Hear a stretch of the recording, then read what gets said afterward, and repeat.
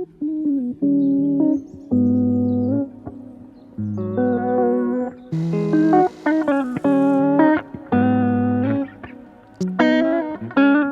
morning guys, welcome back to my channel. I hope you're all doing amazing today. Today's video, I get asked the question a lot, what is a hybrid athlete? Now, I think over the past year or 2 years, some people may have gatekept the saying hybrid athlete, as in it has to be a particular thing or a particular distance, or you have to have raced or something like that. Now, I will tell you the proper definition of a hybrid athlete, but then also I strongly believe if you're moving and you're moving in different ways and you're doing a multitude of sports, that is very hybrid. It's a hybrid approach of doing different things. Now, the definition, and I've made sure I have a definition that is repeated in different articles and is repeated online, not just a singular definition. A hybrid athlete is someone who is proficient in multiple sports or fitness disciplines. This can include anything from running and cycling to weightlifting and gymnastics. The goal of hybrid training is to develop a broad base of fitness that can be applied to any situation. So the key word here is proficient in multiple sports. So I do lifting, high rocks, functional fitness, and running as my main ones. I also like cycling, mainly only when I'm injured from running, and swimming.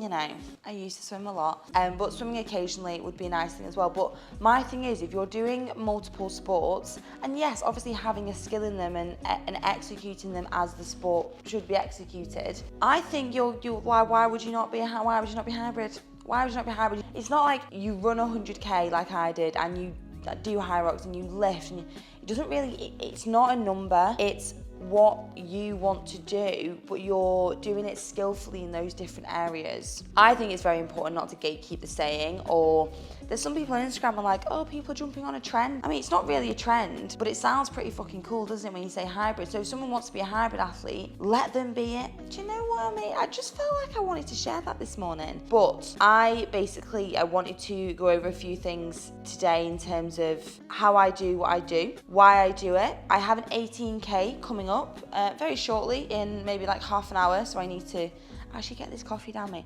It's also still my Christmas flavoured coffee, and I need to stop the Christmas flavoured coffee because it's the new year. But I'll talk about what I did last year after. This book is so fabulous. My mum got it for Ben for Christmas. Oh, love. It's such a gorgeous book. Look at that. It's like, oh, stunning. I have had a bit of a, you know when everyone's like, oh my God, new year, best start ever. I have had a bit of a rocky start to the new year because I went straight back into work on the 1st, like really early, got up. I was like, obviously stayed up till midnight the night before. I actually stayed up till 2 a.m. the night before. And I feel like it's knocked me, like having such a late night, and then worked all day yesterday and then trained, and I've got this run today. And honestly, I woke up today and I was like, I feel absolutely knackered. Oh, but such is life. Now, there is something that I wanted to discuss before I actually get ready for this 18K run. It's still in the UK, absolutely pissing it down.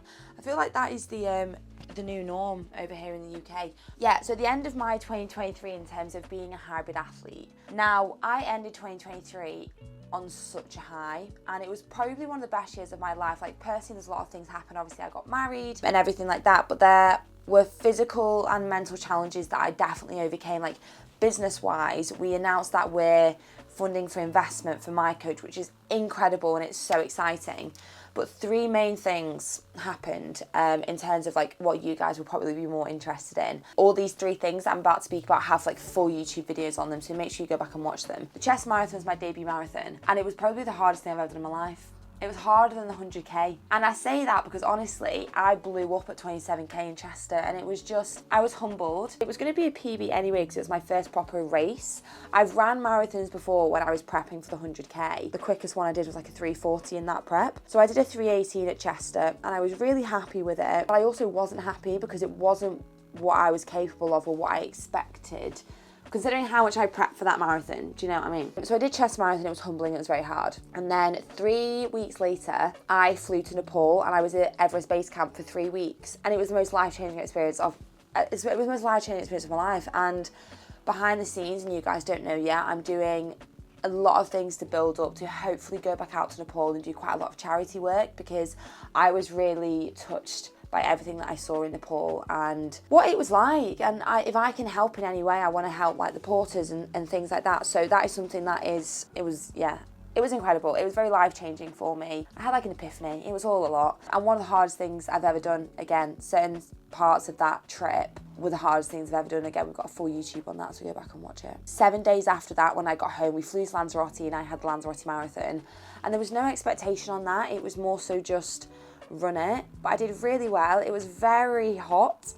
Very hilly, like double Chester. I mean, Chester was hilly anyway. And then Lanzarote was like rolling hills the whole way through. And it was windy as fuck. And so I knew it was going to be a really hard marathon. And I did 3:21 and I was buzzing. And I just thought, do you know what? This is me being hybrid. This is me being able to do this, this and this and so many different things. And do them like skillfully and execute them and enjoy them and love what my body can do. And to me, that is being hybrid. And I think you have your own definition of what you want it to be and what you want to achieve with it. I have goals in 2024, so this year, that are very exciting. The first one coming up, when this video goes live, I will be running an ultra marathon in 3 days. You guys know I've been prepping for that for like, to be fair, since I got back from Lanzarote. I mean, I say prepping, I've just done some long runs. It's a 5.79k loop, and then I have 6 hours. So I'm just gonna run the loop as many times as possible. I'd love to hit 50 or 60k. So that's the 13th of Jan. And then 28th of Jan, I have Manchester High Rocks with my sister, and we wanna absolutely nail it. Guys, we wanna absolutely smash it. We've been training so hard for High Rocks, it's unbelievable. Like, that has been more of a focus for me at the moment than the ultra. And that's really important to note. Like, if you book different races and you're quite hybrid, you'll go through different stages and your body will change. Like, after Everest Base Camp, I was down to like 60 kilos. Like, I lost 5 kilos, or was I 59? I lost a lot of muscle and weight. And then now, 7 weeks later, I'm back up to 64 kilos because my body's like, oh, you're doing something different now. And it's hard, it's been hard to keep that weight on because with the amount of running that I've been doing, it's like 60, 70k weeks. Last week was 75k week. I've had to really just focus on my nutrition a lot, which we're going to touch on later anyway. But to keep my weight up for High Rocks and be strong AF and still want to complete this ultra marathon to best of my ability, that's when you start to understand your body really well. It's like a hybrid athlete, and you go through different stages. Sometimes your body will look like this, and sometimes it'll look like this, sometimes like this. Sometimes you'll be this way, sometimes you'll be this way. And it's just understanding that performance becomes a key element for you when you're hybrid. But enough of the chit chat, because I feel as though I'm procrastinating. I need to get ready for this 18k. I have a slightly smaller run today. I had a 30k a couple of days ago. The day after that, we had a High Rock sim, me and Meg, and we did pro weights, and we did really well. I'm really proud of us. We went above and beyond. And it's now Tuesday, so I've not had much chance to recover, but we are gonna go for an 18k run in the rain. These are just, look, they're just worn is an example, but it's absolutely pissing it down. So I'm gonna pop them on because they are dirty. Ugh, guys, this weather is honestly atrocious. Full outfit though is Gymshark always. You can get discount using code Lucy, get 10% off. Gymshark gal. Got my gloves. This is the reason I booked this ultra, because I knew on days like this, if I need to go out for an 18k run and it's cold and it's wet and it's windy and it's freezing and it's horrible, I'm gonna do it because I have to. When I get back, I'm gonna make something to eat. I'm gonna show you, and then also I'm gonna chat about my workout split, because I think it's important from like a hybrid perspective to show you guys what I actually do. I put headphones in today. I listen to a podcast sometimes. If I'm feeling, it's hard to get out on the run, sometimes I listen to a podcast, so I might do that today. Do you know what? Sometimes accountability is all you need. This is hard, a bit uncomfortable, calves are killing, but I've got an ultra. I've got no choice, guys. And that to me is the best thing you can do. This is why we we have weekly check-ins on the My Coach app. You're not accountable if you don't do that. It's why we have programs to tick off every day. Accountability is all you need. I haven't got a coach. I'm just being accountable. I check in on the app weekly. I know what's going on, and yeah, it's just a little brainwave I was having, but I'm gonna put my phone away for a bit and get on with this run. Heart rate's super low today. Woo. 1:40. It's actually not even that bad. You know, when you look out the window, it's like, oh, the weather is cold, it's raining. It's actually very pleasant. The podcast that I'm listening to is the Diary of CEO Stephen with Katie Neistat, and it's a really good podcast. But I think for these long runs, obviously I don't usually listen to anything, but when I'm out for like anywhere over an hour and a half, nice to know, have something on. It's absolutely hammering it down. I'm 9.82k in. So I've got just over 8k to go. Heart rate's super chill, 142, 140. Pace is around 5 minutes, so it's a really nice aerobic pace for me. There's a dog kennel there. Yeah, it's nice. The podcast, honestly, is amazing. He's talking quite a lot about failure and patience and pushing through. And honestly, patience it's underrated. You know, people give up easily, or they don't want to do something, they're not patient. Everything he's saying, I'm like, I feel you. You're amazing. Ooh. Nearly there now. Well, I say that. Done 11k. They're not far to go. 7k left. Hoping it dials off a little bit, I mean. But honestly, when I run in rain, I feel like David Goggins. I'm just like, nothing can stop you. Feet are absolutely soaked. We're not too far now. Got about 4k. Or just less. It's been a nice run, but the drive to finish this run is very high right now. I've also got a meeting, literally probably have like 10 minutes to shower, jump on a meeting, and then I'm going to make some food, and then I'm going to talk to you guys about my workout split to be hybrid. Done and dusted, 1 hour 29, still absolutely pissing it down. 18k. Showered, back in the office. We are jumping on a meeting now. Also, the office is painted. We've still got quite a few bits to do.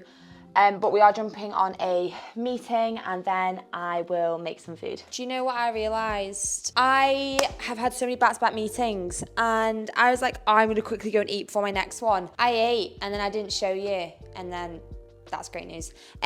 Anyway, I'm gonna make some more food now because I am hungry. I'm just gonna have some like rice and tuna or something. But we were gonna discuss my workout split, weren't we? One of my New Year's resolutions is to be more consistent with things that I class as like health as well. So taking my vitamins and my supplements that I want to be taking, looking after my skin. I feel like my skin is doing better at the moment anyway.